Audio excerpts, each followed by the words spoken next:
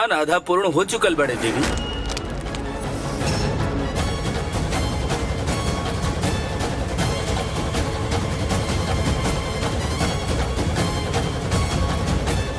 मत छुआ हमके। हमरा आँखी में देखा कार्तिक। हम कहनी ना हमके मत छुआ।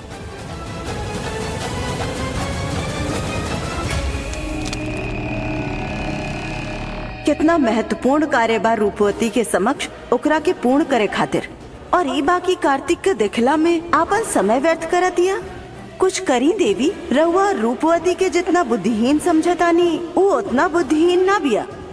कोनो मनुष्य के नागलोक ले आइला से वो नाग में परिवर्तित ना हो जाला, और भी प्रक्रिया करे के होला। जैसे सबसे पहले ओके ये स्थान अपनावे के हुई, ओके बाद यहाँ के रहे वालन के भी अपनावे के हुई, और फिर यहाँ के संस्कृति के, ओकरे पश्चात ही पूर्ण रूप से नागलोक के वासी बन सकेला। एक बूंद जल के ग्रहण कैले से कार्तिक एक पड़ाव तो पार कर गई।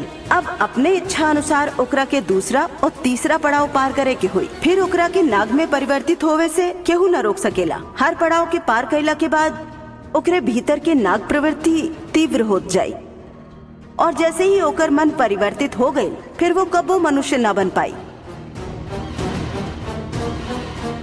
फिर ओकरा के इहे रह पड़ी और यहाँ के राज सिंहासन संभाले के पड़ी।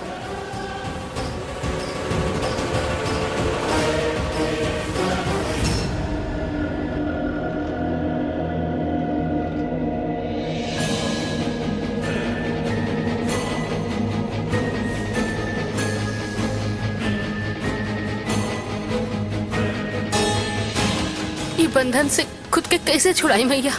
कोई तो रास्ता दिखाई हमरा के, कुछ तो मदद करी हमार।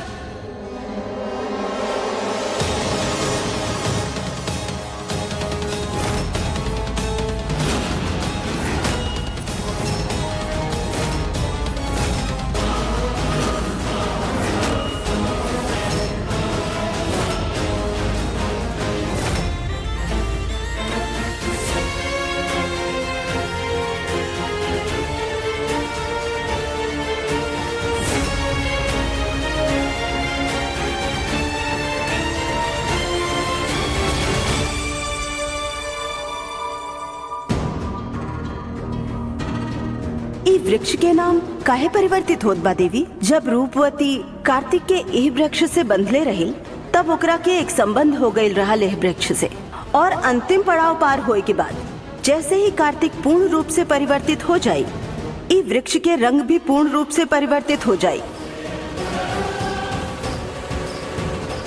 ई अनुष्ठान होवे के पूर्व का कार्तिक उसे पूज यात्रा नागमूर्ति का अपनी इच्छा से चुनी, और ओकरा से पहले वैष्णवी बंधन से मुक्त हो गई था? नहीं, बिना कोनो के सहायता के संभव नहीं।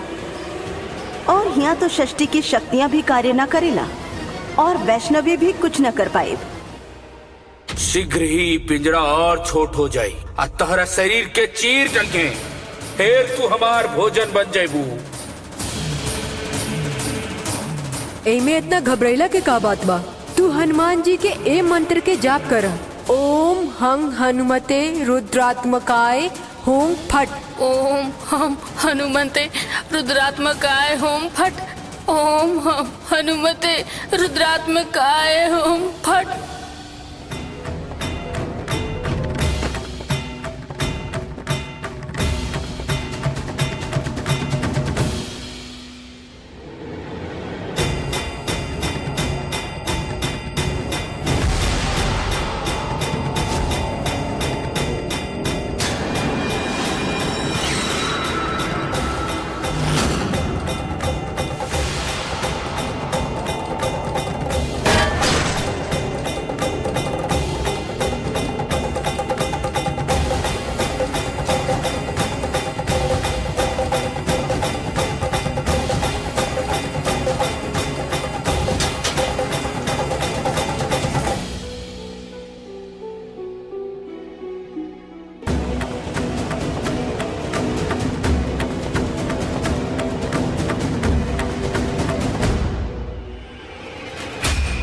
देवी, अनुष्ठान पूर्ण होवे के बा, किंतु कार्तिक के नृत्य करे के कोनो असर नहीं के बा।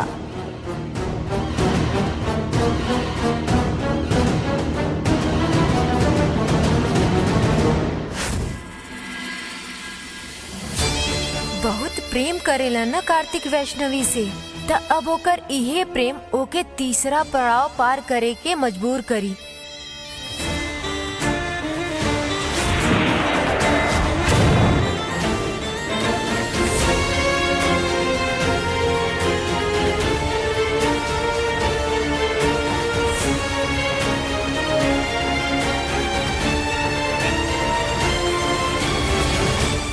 कार्तिक जी,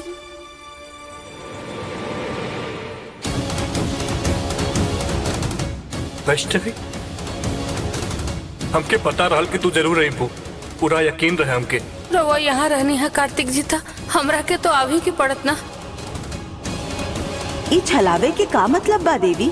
ई काहे करवाइनी रूपवती से? ई छलावा कार्तिक के नागलोक के राजा बने के कैसे प्रेरित करी? अवश्य करी देवी। अब तू देखत जा कि आगे का होता।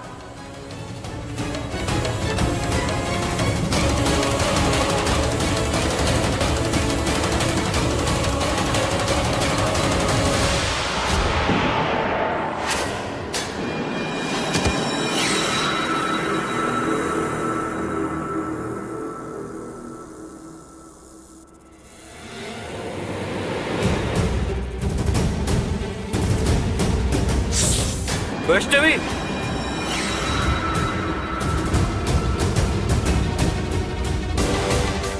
वैष्णवी, वैष्णवी,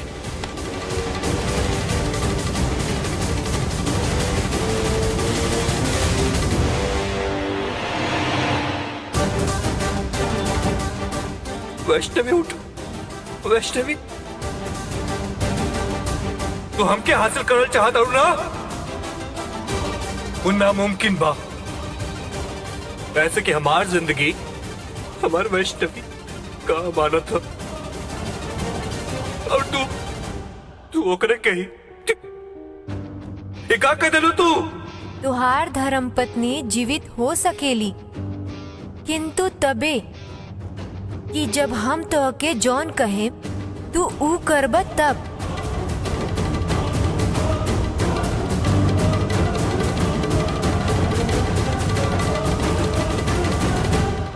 कार्तिक जी, कार्तिक जी, कार्तिक जी, कार्तिक जी।